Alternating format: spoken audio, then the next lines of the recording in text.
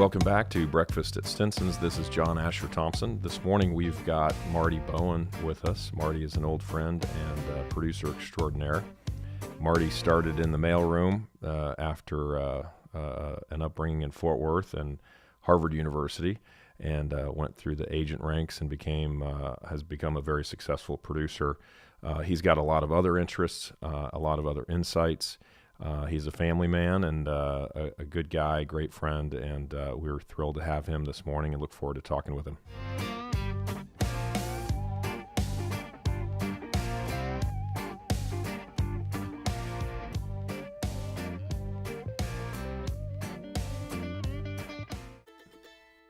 Marty? Hello. Hey. Is that better? Oh, yeah. I think so. Great. All right, Marty, we're going to just dive in. We won't take up too much of your time today. So don't worry about it. Okay. Well, great. Well, here we go. So welcome, Marty. Thank you, JT. Good to be here. Yeah. How's the weather today? As I was just saying, it's like a Texas spring, a kind of slightly sweaty 80. Yeah.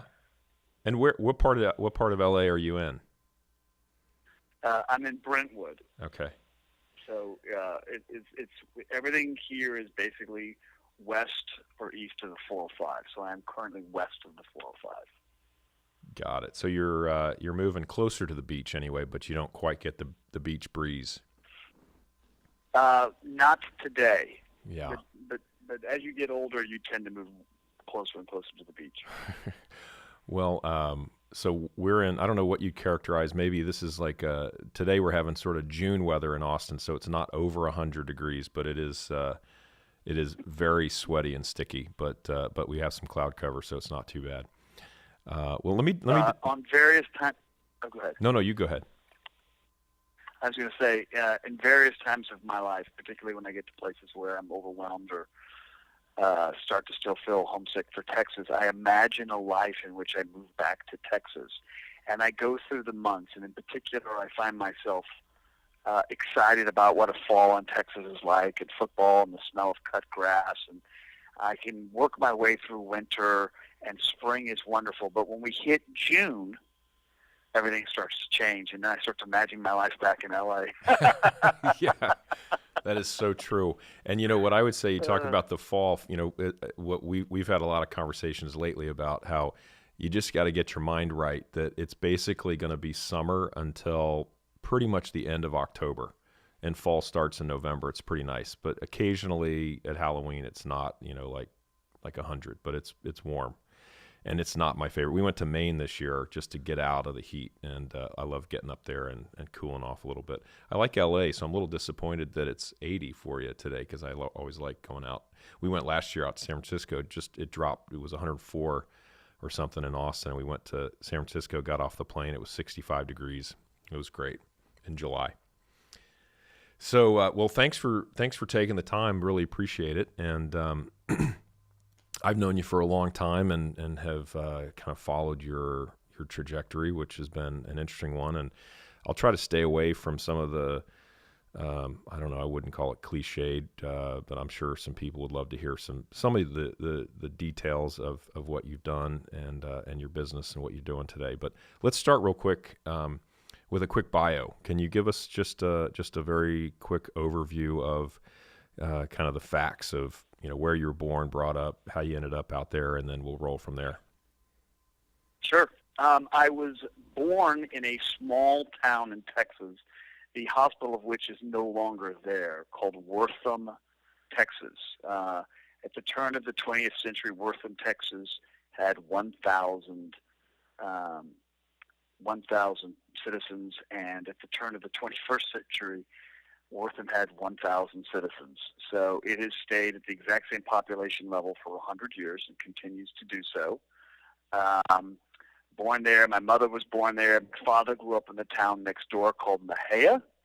And for the most part, I lived in Texas, but my father worked in international finance, so I would find myself living in, say, Waco for 2 years and then moving to Japan, or Houston for 2 years and then moving to London.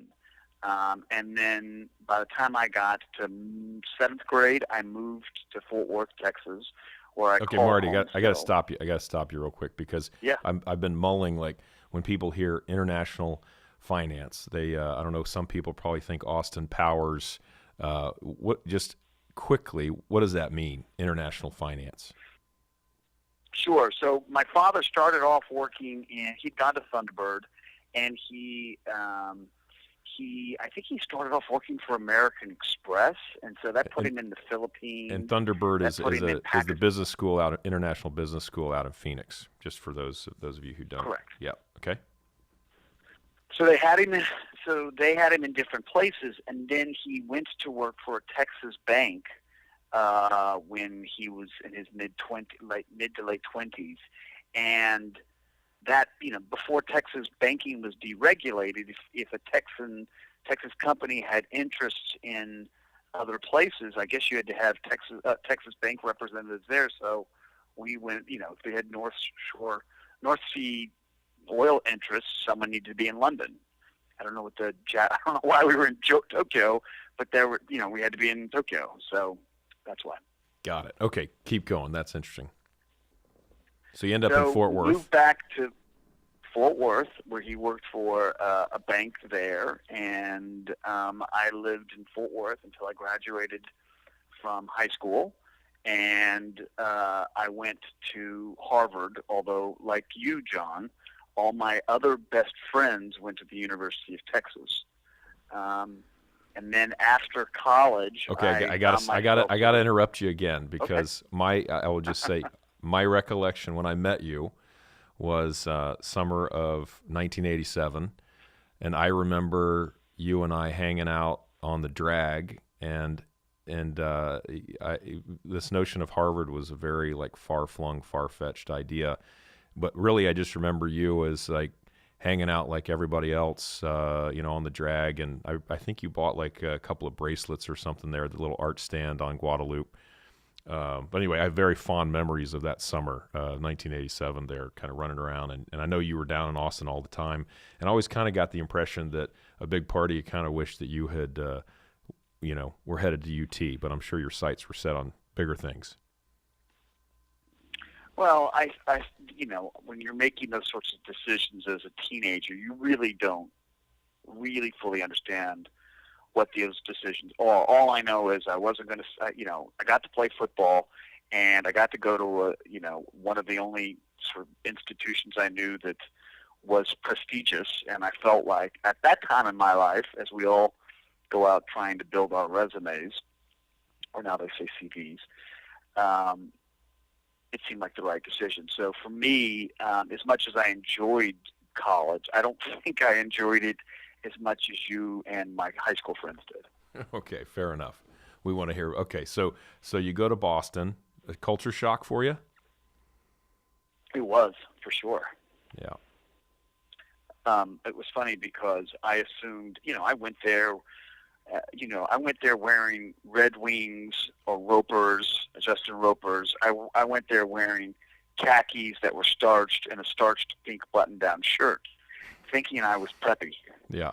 And they looked at me like I was a total alien. I was the only person on the freshman yard that actually got his shirts starched every day. And it took me 6 months to get over that process. I was just so stuck on making sure that my pocket stuck to the side of my shirt.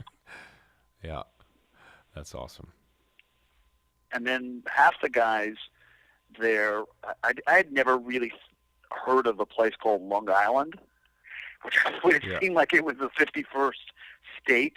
I met so many people from Long Island because so many of them played lacrosse and hockey and football, and they were all not at all. None of them were what you thought they would be. None of them were kind of prep school elite. They were, fathers were teachers and cops, and when they were pausing between thoughts, they always used the word fucking this and fucking that, and I was like, these guys go to Harvard? Yeah, that's awesome. Yeah. Funny. So you spent your 4 years there. You played football at Harvard. That's great. And then what? And then found myself really. I spent my summers preparing. I was homesick. I would come back to Texas. I didn't want to go to New York City or stay in Boston and to go work at an internship, which was just kind of the thing you did if you thought you wanted to go into, finance. So I would come home and train for football and see my high school friends and, get jobs there and see my family. So when I was graduating from college, I did the interview process that everybody else did to try to find a job as an analyst somewhere. But I wasn't that successful at it. The other truth was, though, that I wasn't sure that was what I wanted to do, and found myself really sort of in the second half of my senior year at a sort of a crossroad, and ultimately decided to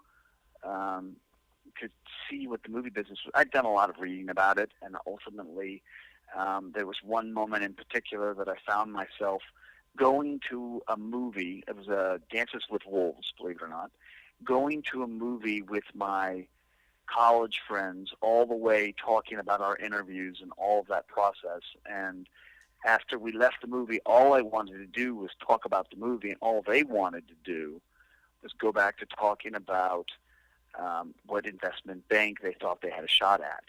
And I realized that, I was never going to get up every morning and read the Wall Street Journal, and I was never going to be able to compete with these guys because I didn't really want to do it.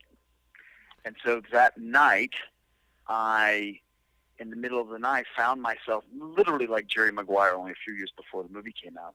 I got up in the middle of the night because I couldn't sleep, and I wrote my first and only fan letter to Kevin Costner, which I wrote essentially something about how all of the movies that I'd seen recently, he was in that great run of films with Bull Durham, and the other baseball joint. Well, he had the Tin Cup one, which is a family Field favorite. of Dreams. Field of Dreams, Well, Tin no, Cup. Field of Dreams, Dances with Wolves, and Bull Durham. And I was like, just a huge fan of his work. And so I wrote him a letter, and basically in the letter I said something to the effect of, this is, it's inspired me. I now know what I'm going to do. I'm now going to move to Los Angeles and get into the movie business. And the next day, I called my friend Meredith Salinger, who was kind of a semi-successful teenage actor. I called her up, and I found out that Kevin Costner was represented by this guy, William Morse. And I knew Meredith because I'd heard her say she's represented by this guy, William Morse. I'm like, this guy, William Morse, is incredible. He's got everybody. So I called her everywhere. up to say, could you give this letter? Because I wanted to get to Costner. Could you give it to William, Bill, whatever you call him? And she explained to me that William Morse wasn't a person, but rather a company, and that she had no idea who Kevin Costner's agent was. So I kept the letter and put it, and kept the letter, brought it with me to L.A., and then moved out here 2 weeks after I graduated. All right, real quick, you brought in already the word success, and you said that you weren't particularly successful at that, whatever it was, the interview process or getting a job as an analyst, which I guess today you look back and maybe you're thankful that you weren't successful at it. What did that mean when you weren't? Did you go through the process at Harvard and you had some interviews and they just didn't go well? Just quickly touch on that. What do you mean by that? Well, I didn't. I wasn't getting offers. I wasn't getting follow-ups. I didn't have, in a world where it was highly competitive. It was a down year. It was like 1991. Yeah, remember. I didn't have any. I hadn't built a resume at that point that had any value for any of the investment banks. But the honest truth was, I could tell that it wasn't something that genuinely inspired me. At 18 or 19, you think you want to do it. Wall Street came out when I was in college, and everybody wanted to slick their hair back and wear double-breasted suits. Mm-hmm. And so the idea of that sounded fun and interesting, but the truth was I was more interested in the film of Wall Street than the business of Wall Street.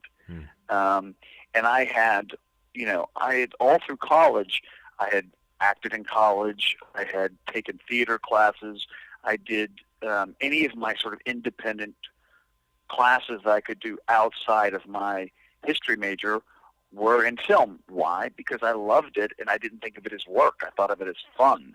And I'm fond of saying the truth has a way of revealing itself. And when I decided to ultimately make the decision to at least take a year of my life to go out to Los Angeles, I was ready to do it.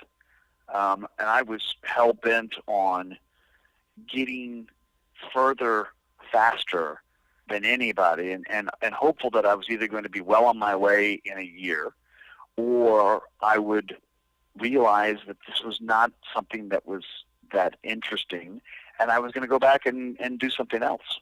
So one year became talk about 30. That year. So you move out and maybe put a little meat on the bone here.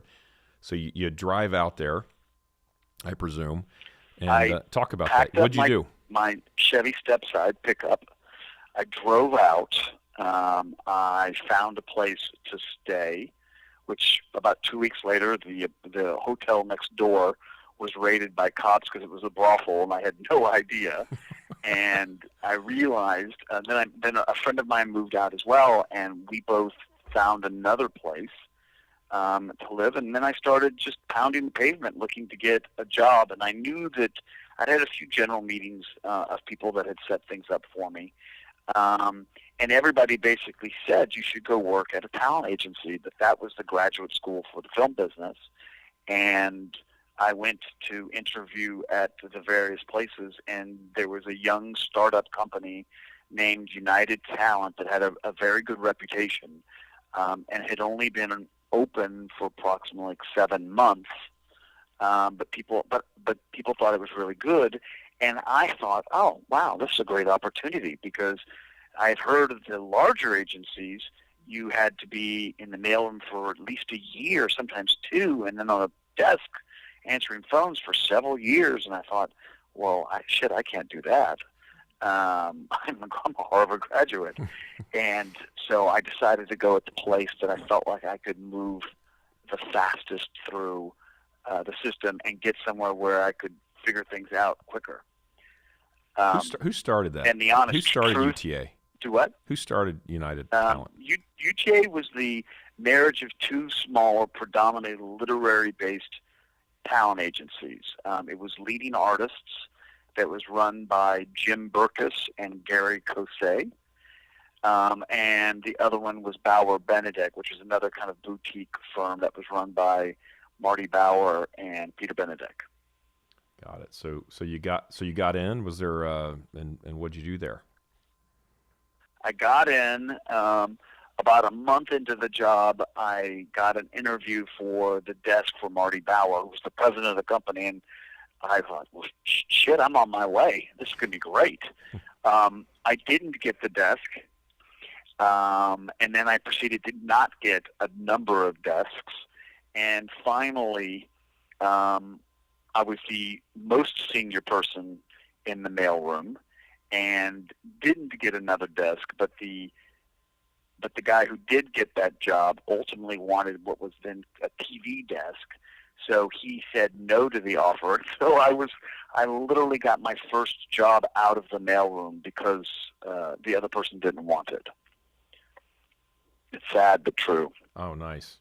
So I stumbled out of the gates, and then I proceeded, again, thinking that I was going to get everywhere faster, I proceeded to, I very quickly understood that you had to get to know people, and I definitely knew how to shake hands and talk to the older guys, particularly when half the things they want to talk about when it's not work is, football and sports and things like that I loved to talk about. So I found myself doing a pretty good job of getting to know the partners of the firm, but an awful job of getting to know the associates.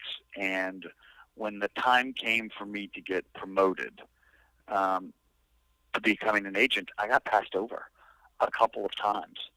And if it weren't for one particular partner who recognized, or at least felt like I had something that could be shaped into a good agent, I probably would have stayed an assistant for the rest of my career.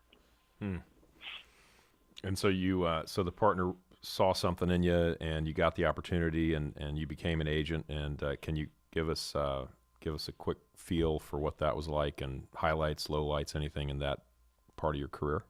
Well, yeah, sure. I mean, you have to understand, it was probably one of the best things that ever happened to me, being told to slow down. And coming out of the gate, I realized that eating all that humble pie made me reassess how I was going to succeed in the business.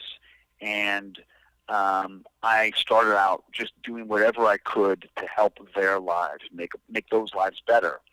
And I thought at the time there was a lot of people were selling a lot of spec scripts. Those are screenplays that don't have homes, and that people submit them to the agencies, and the agencies submit them to the studios, and hopefully more than one studio wants to buy them. And if you get enough demand, you can sell things for millions of dollars.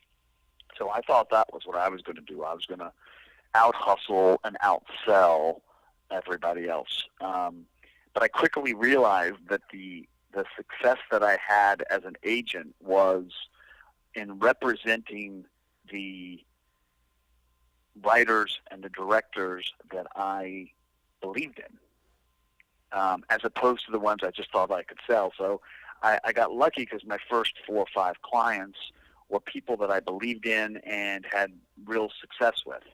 So one was this guy David Self, who wrote a movie called Road to Perdition, and he wrote 13 Days and a number of very successful kind of action-adventure movies.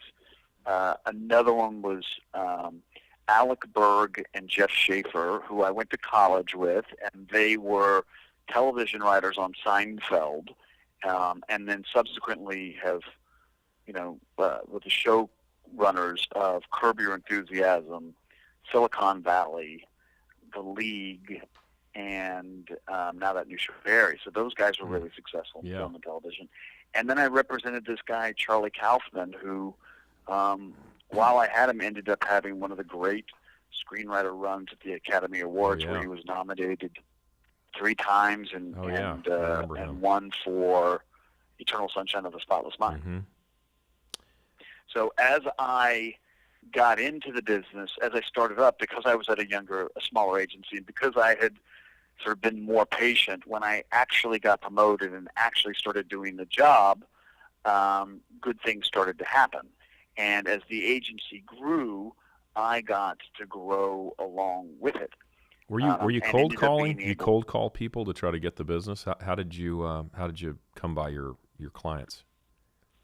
I suppose you do that to some degree. I suppose that to get clients, that you will call up somebody who is successful and try to convince them that they should leave their representatives because you're better at it than somebody else. But the truth is, that's just not a great way to spend your time.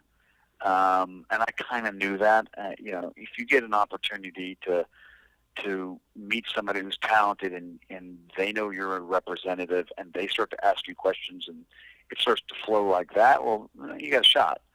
But usually I try to stay in second position and be friends with people and congratulate them and offer my support whenever. And if they felt like it was time to move in agencies, I would be there. Nice. But yeah, you'd also call core customers, right? Mm-hmm. You'd call, producers and studio execs and ask them would they be interested in, and if they needed someone to rewrite a project, or if they were interested in this kind of material, and you hoped you could make a mitzvah. So how did you transition? And just so you're aware, we've got about another half hour or so. So I want to try to run through so we can hit on some other things. This is actually fascinating. I'd love to do. I would love to hear kind of a daily account of some of your adventures back then. I'm sure people would love to hear as well. But in the interest of time, kind of walking through, and by the way, feel free to interject anything. But you made a transition from that business into the production side, and you've done extraordinarily well with that. Can you talk about that just for a bit? Sure. I always knew I didn't want to be an agent for the rest of my life. I always assumed that I'd have multiple careers, and I wasn't sure what that next career would be, but I did know that if I was ever going to move back to Texas before I went, I thought I might as well, produce a few things, to at least, so that I'd have that memory for the rest of my life. I'd have a poster to say I made that movie. So I gave myself 2 years to figure out how to transition from being a producer, an agent, into a producer. And I thought once I became a producer, I would give myself 5 years of doing that, and then I'd be moving on to something else. And I, believe it or not, I was able to. I always knew I wanted to partner with somebody, and the person I wanted to was a guy by the name of Wick Godfrey. And I went to go visit Wick in Bucharest, where he was shooting. I was on my way to the Venice Film Festival for a client's movie, and tried to convince him to go with me. Why Wick? Really in a bad. Because I had known we were roommates together. I knew how smart he was. I knew how diligent as a producer he was. And Wick is a very hands-on guy, and a lot of producers get the credit as a producer because they package things. And I knew I could do that. But I really wanted to learn the nuts and bolts of the business, and I thought at the very least it'd be great to be a partner with someone you loved and whose taste you agreed with, but also who complimented what you did. So I could hustle, and he could really teach me how to, read a script and understand how to budget accordingly and how to schedule and all that good stuff. So sounds like you had an eye for some talent talent yourself there. I mean, what's he? I think you told me a few weeks ago he's taken on a lot of responsibility, more responsibility lately. What's he doing now? He is running Paramount Pictures. Nice. He left me about 6 months ago. Wow. So hey, that's great. kudos to you. You clearly you saw something there that everybody else has seen as well. Sounds like. Oh, I couldn't be more proud of him. I Yeah. mean, he's the hardest working guy in the business and one of the most liked. Yeah. And there's a reason for it. He's Yeah. just a great human being. Yeah. But I didn't get a chance to speak to him at the time, so he was just not in a good headspace. And when I got back to L.A., I sat and had lunch with a young VP, and I kind of pitched him what I thought I wanted to do as a company and who I wanted to partner. And by the end of the night, I had agreed with Warner Brothers to make a 3-year deal there as a producer. And I was going to make a movie and have it out by the next year, and Wick was going to be my partner. The only problem was I hadn't told the screenwriter that I wanted him to write the screenplay, and I hadn't asked Wick if he wanted to be my partner. Okay, so I was going to ask you. Okay, so all right, we got to, and I want to be sensitive to time, but I got to, so go back to that. Okay, walk me through, how did that meeting go, right? What did you say? You don't have a screenwriter, you don't have Wick. What did you say, and how did you do that? Like, I'm an agent, I want to produce a film. How'd you convince them? How'd that happen?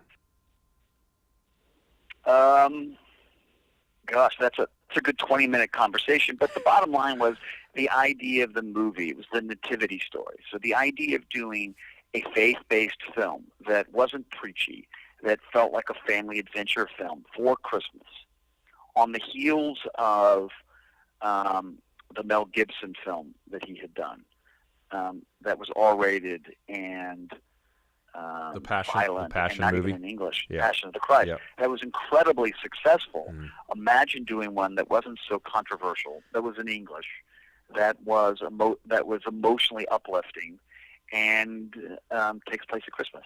Mm. So that's what we had sold them on. Mm-hmm. And nobody else was making movies in that place. Then Passion of the Christ had been out for 3 years, and not one studio had tried to duplicate that.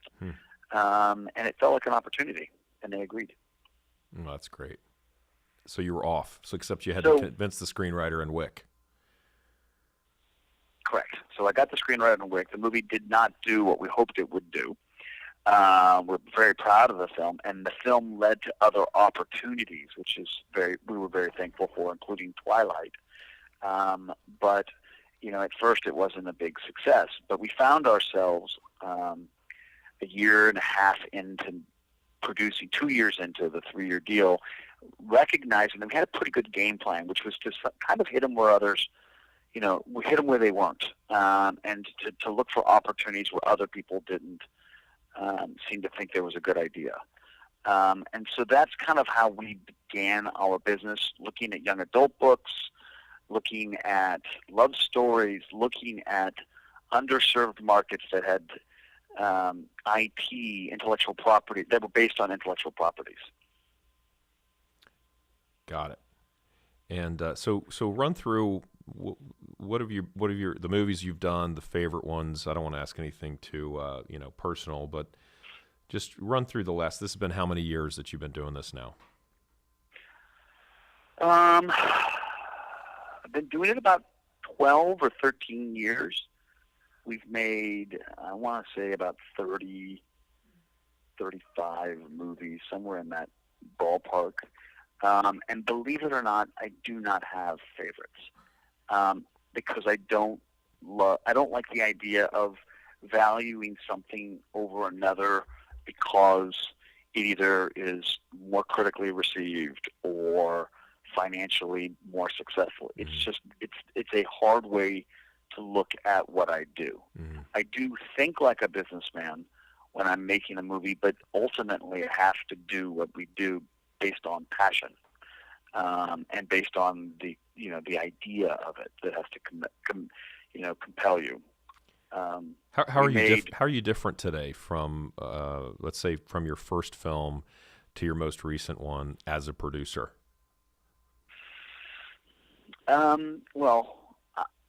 My first film, when it didn't take the world by storm, that first weekend was kind of devastating. I looked up and I thought, oh shit. I mean, we spent all this time making this first film.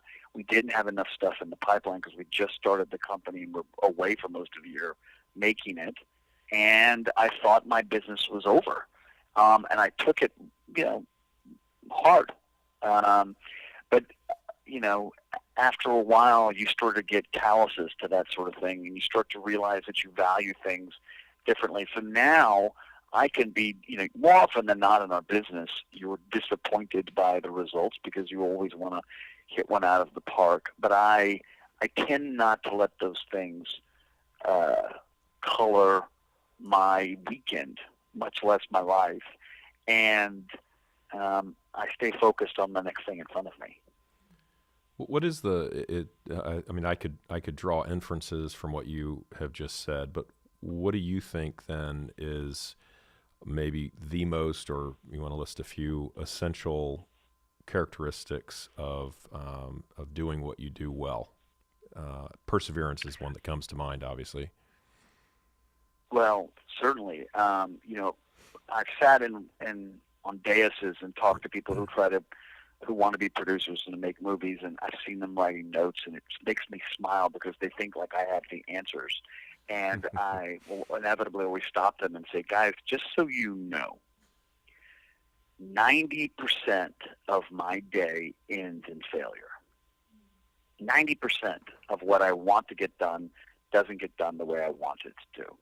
And I have to be okay with that 10% working out. And then I got to work that 10% and in hopes that the next day, 90% of it may end up, but there's still 10% of that 10% that helps me move forward on the next thing. Yeah. So I've gotten very comfortable. You say persistence, but it's really the ability to not get caught up in things not going your way and just continuing to try. It's funny because when producers get together, whether or not people think of them as successful or not, we usually look at each other and talk about how hard it is and how challenging we think it is, and is it ever going to get better? And that's been the same way for 100 years. And I just kind of embrace that. I think you talk about success, but I prefer to talk about failure. I believe that you set a course for failure, and success is a byproduct. Interesting.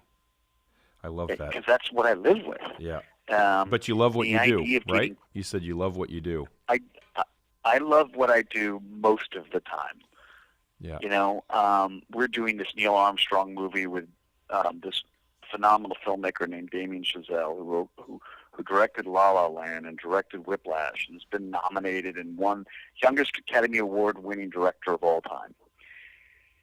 And when I'm sitting in that room after working on this project for 10 years and we are editing and looking at the visual effects and seeing how the music and the visuals are married with the visual effects, it's inspiring. It's a incredible experience.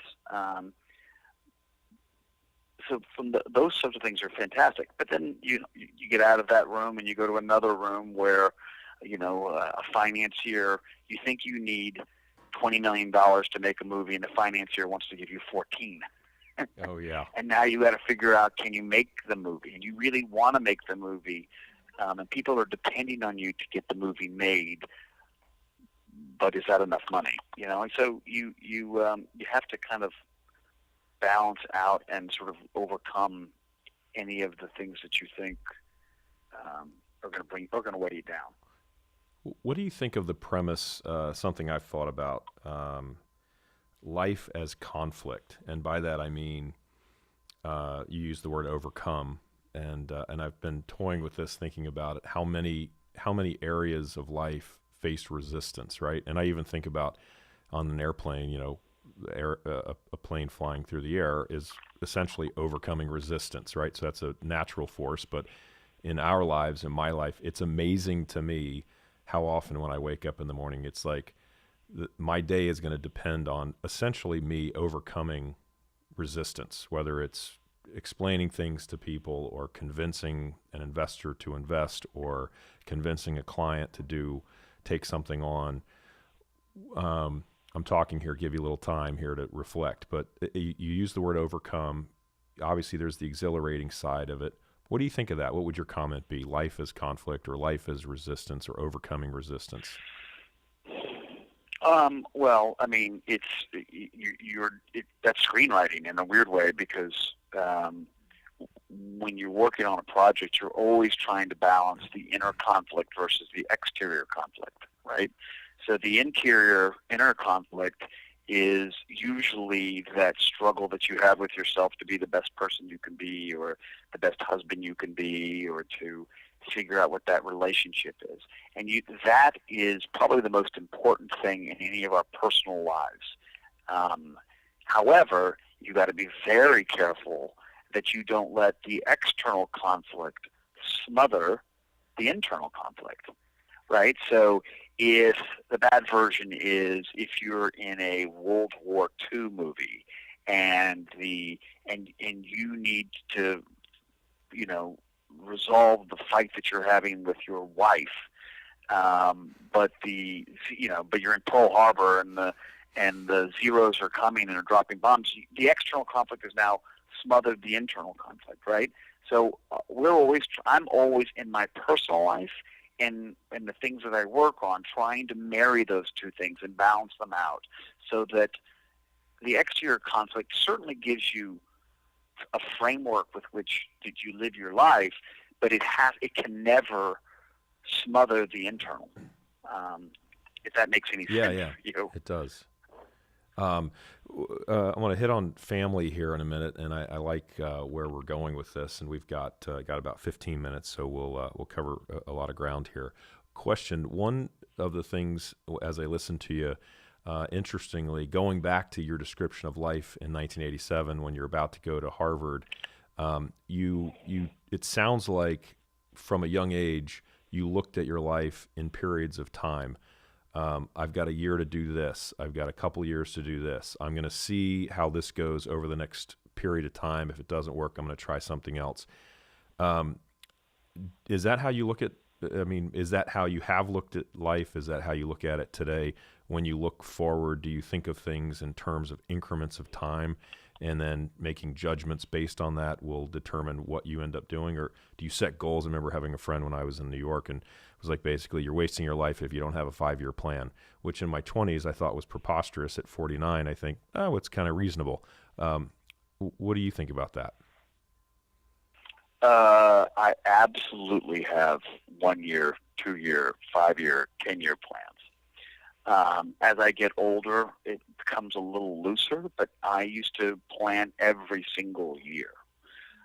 When did that start? And I'm a big believer. You never told me this when you were 18. You never Oh, told me this when mean, you were 18. I just saw you were a happy-go-lucky guy. I had no idea. I was like, you had a plan? I wish you had told me. Always. I've never not had a plan. I have plans. I have backup plans for the backup plans. So like I said to you, when I decided I wanted to become a producer, part of it was me saying, I wanted to get, I'd found the woman that I wanted to marry. I knew I couldn't be an agent and still be the father and husband I wanted to be. So I had to transition. I gave myself 2 years. I wanted to be a producer for 5 years, and my big goal was in 10 years to be walking my child to the first grade class in Fort Worth, Texas.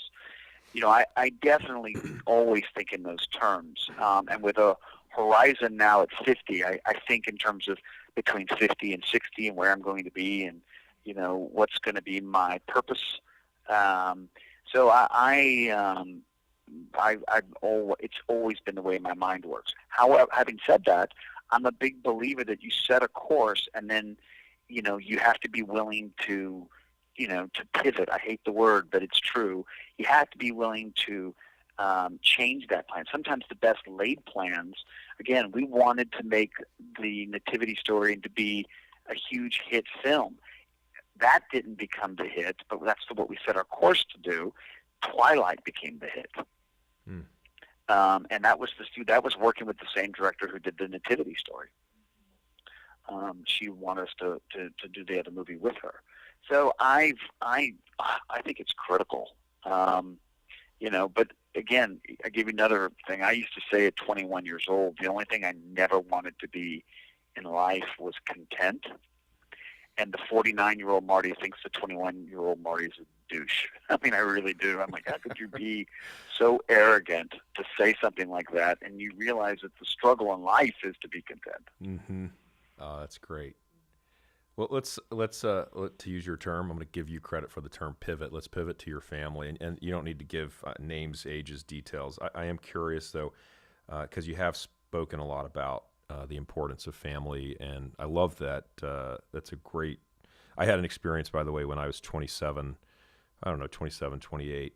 One of the great. I was working at a law firm in New York. One of the really greatest, sweetest old guys was actually he was going to end up being the managing partner of this law firm. He did highly structured tax products with Citibank. Very, very, very smart guy. And I remember I think I was probably a first year. Anyway, I was at the time. The actors and writers would actually work in word processing. Believe it or not, they would work overnight at the law firm. There was a floor. We would go down to the floor. And we would give them the drafts. They would, you know, mark it up, proofread it, all these things. And I would work regularly till 3 o'clock, 4 o'clock in the morning. And I remember more than once running into this guy, great guy, so nice. But I thought, he's got grandchildren, and he is down here, like, and that was one of the defining moments for me when I was like, this is not what I want to be doing. And I pretty promptly got out, went over to banking, and the hours weren't a lot better, but I ended up having a lot more control and a lot more. I knew I didn't want to be a lawyer. But coming back to you made a decision, and I love hearing that with respect to the woman you wanted to marry. I don't know, is this the woman you ended up marrying? I guess that's the first question. Yes. Okay. So how do you manage that today and make decisions in your life as far as balancing and being the husband, being the father, and you can talk about however many kids that you have now, and just take a moment, if you would, and talk about the balance that you find and how you make choices in the moment, right? To manage that, to sort of affect. You see something, you have a vision, then how do you, moment to moment, in the decisions and the planning that you make, how do you match up what it is that your vision is and your goal with the day to day? You know, because I'm sure crises pop up, and you got things blowing up and other things happening all the time, just like we all do. Yeah, well, you know, I'm a little different in that I was 43 when I had my first child. So, you know, and a lot of people in Los Angeles were so selfish in our 20s and 30s that we wake up and then realize we're doing it slightly backwards. And in a weird way, I'm kind of fortunate because I still feel like I can play with my kids. And I think I probably have a little more latitude with them now than I would if I had my kids in my 20s or early 30s. So I'm fortunate on that front, but still, even then, being present when you're with them is a terrible struggle because, if you love what you do, your job can take you, you're completely immersed for 10 to 12 hours a day, and then you have to turn that off and be a parent for the time you have before your kids go to bed. That's a struggle that I don't think I still have overcome. The interesting thing is, I think as they get older, it gets a little easier because I can relate to them more. And they're no longer these little blobs that kind of roll on the floor. They now have something to say. They now have a point of view, and they now are, they can put their shoes on the right feet.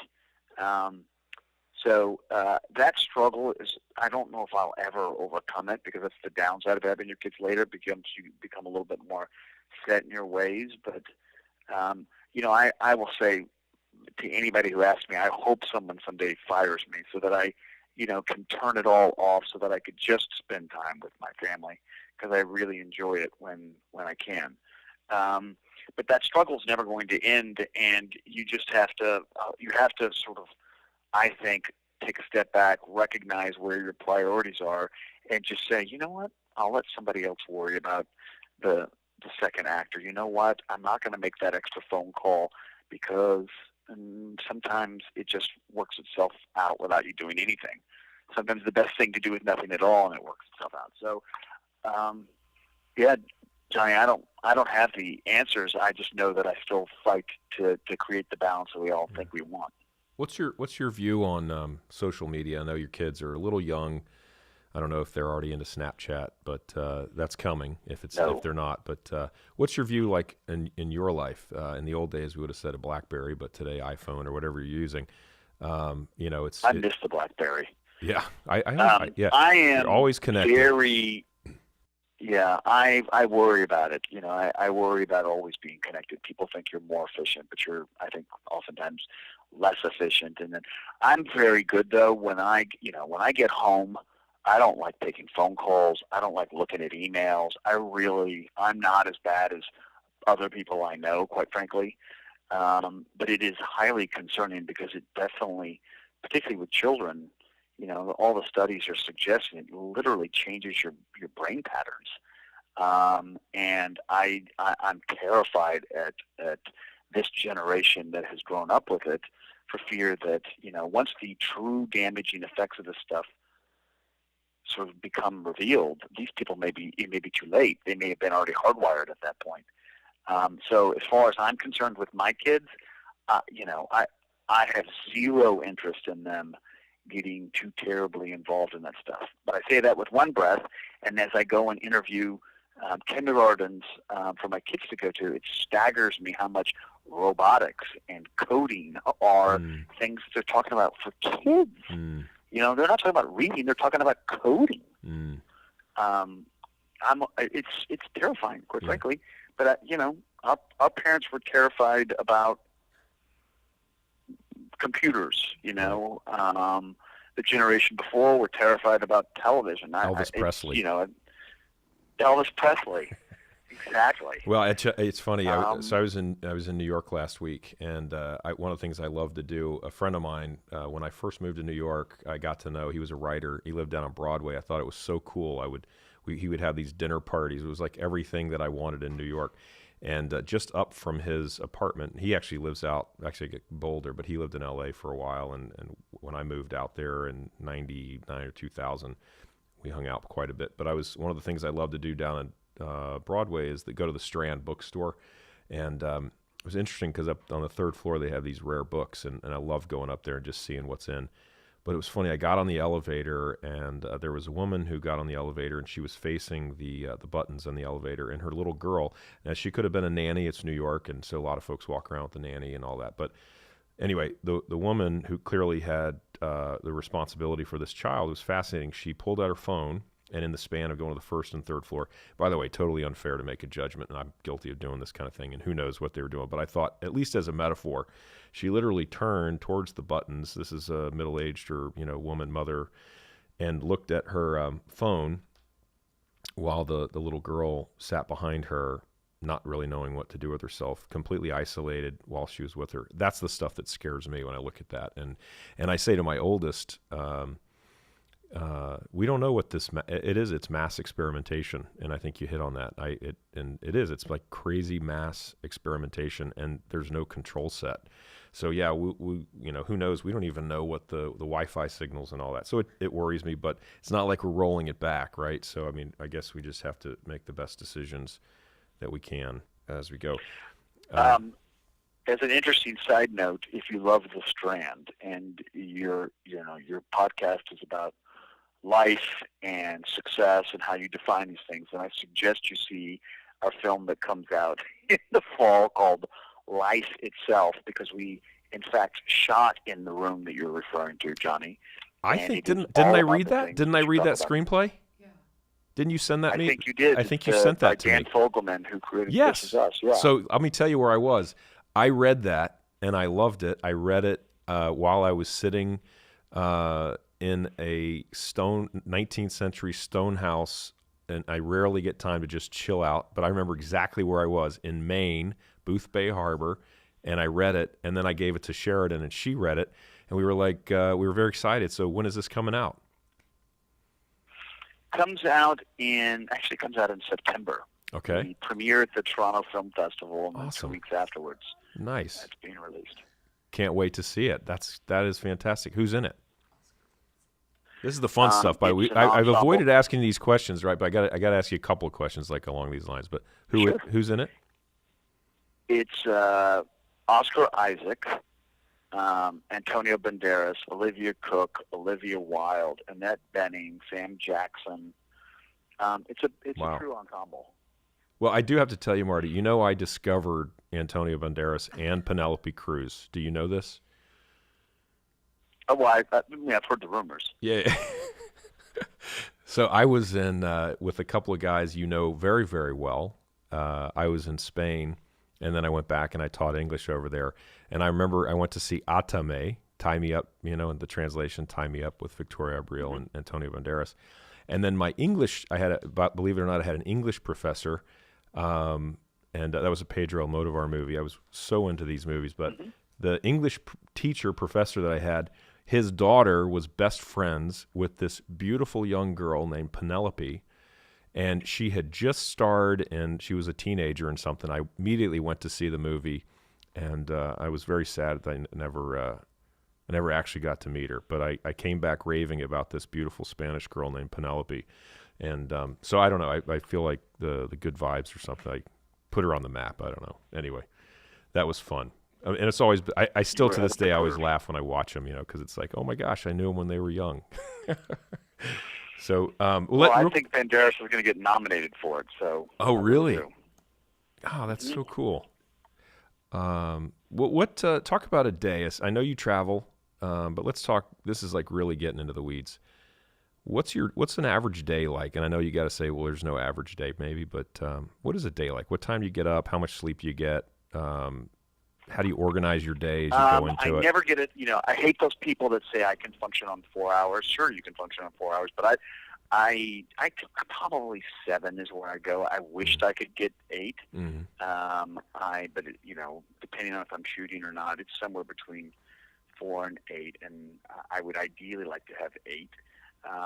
So I probably go to bed between 10 and 11 and wake up anywhere between 5 and 6:30. I don't need to set a clock, but that's when I get up. I try to work out, spend some time with my kids. I make phone calls on the way into the office, and then the meeting starts. So, for instance, today I'll leave here and I'll go to a scoring session for a very brief period of time to listen to some of the string section being done for our Neil Armstrong movie, and then I'll come back and sit with a colleague and go over his development. Go over his list of development projects, and then at lunch I'm going to sit with my old friend Walter Hamada, who runs the DC universe for Warner Brothers. I'm going to pitch him my 10 different ideas to take some of the DC characters, and hope that he gives me at least one of the projects to develop. And then after that, I guess at Warner Brothers, and then I swing over to Universal, and I sit down with our visual effects supervisor and producer and continue to look at the visual effects turnovers for our Neil Armstrong movie. All the while you're making phone calls in the car and trying to get other things up and running. So that'll be my day today, which isn't so bad. Sounds good. Even at 80 degrees. A lot of driving, huh? And 80 degrees. A lot of driving. How do you deal with the parking? That's one of the things. It's do you have like a VIP parking pass? It's just like finding a parking place is one of those things that just is like drives me crazy over there. I have a parking spot at Universal and I have a parking spot at Fox. So and when you get there, you're very used to giving $5 to valets wherever you go. Yeah. So last general question, next 5 to 10 years, I might ask you one other kind of, let me ask you the juicy question. What, I know you don't like favorite films, consistent maybe with the topic of the day, is there an actor that maybe in your view is either such a pleasure to work with or organizes his or her life in such a way that they would be a good candidate for Breakfast at Stinsons? I'm not plugging that we put them on, but I'm curious, just out of curiosity, folks who may be listening to this, like, oh, that's so interesting, something that they wouldn't know otherwise, maybe someone that you work with, could be anybody, but someone that you'd say, wow, that's really interesting, or this person is actually a really thoughtful or organized or something, just kind of, I'll call this my juicy question. It may surprise you, but someone that I have worked with that I have a tremendous amount of respect for only after realizing who he is as a person is Shaquille O'Neal. Oh, he survived the shark.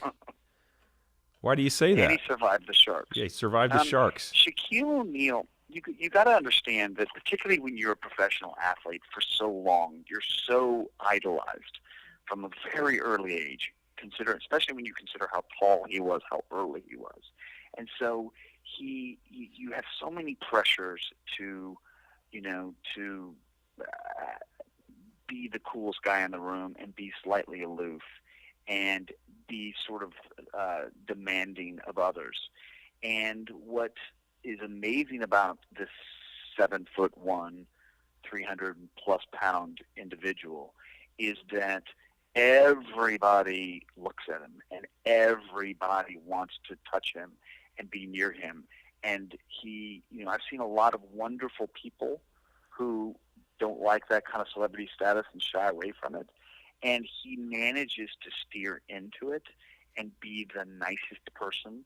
And if he sees a kid on set, instead of avoiding them, he beats the kid to him and says something to him. Wow. And when he finishes shooting, he doesn't go back to his trailer because he loves the process. He sits there on an apple box and watches everybody do their jobs and talks to anybody who wants to get into his orbit. And I found that surprising and wonderful at the same time. So yeah, there's a lot of, I think a lot of actors get a bad rap because we just assume they're all divas. Most of them aren't. Really, most of them are nothing but lovely.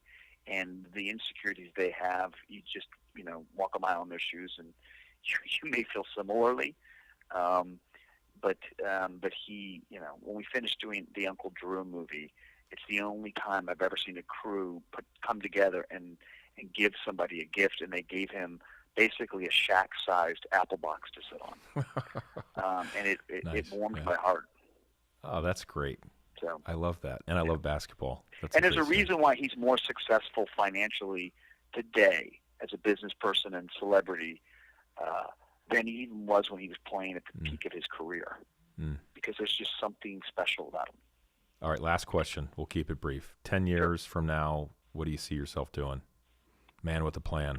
10 years from now, I would like to be the head football coach at Arlington Heights High School in Fort Worth, Texas. Fantastic.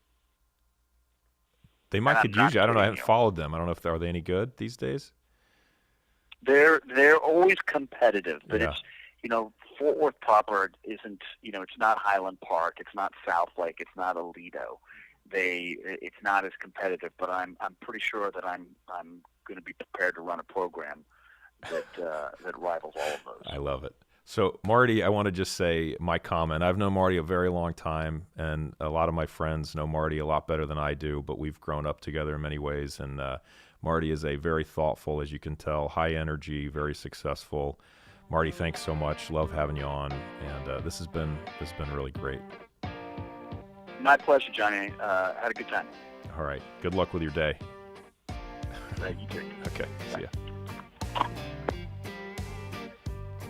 Thank you for tuning in today. Breakfast at Stinson's. We were very happy to have you. Next week, we'll be back with another great guest. So please join us. In the meantime, come visit us at Stinson's. We're at 45th and Burnett Road. Come have a taco, a coffee, or a cocktail. Look forward to seeing you. Thanks.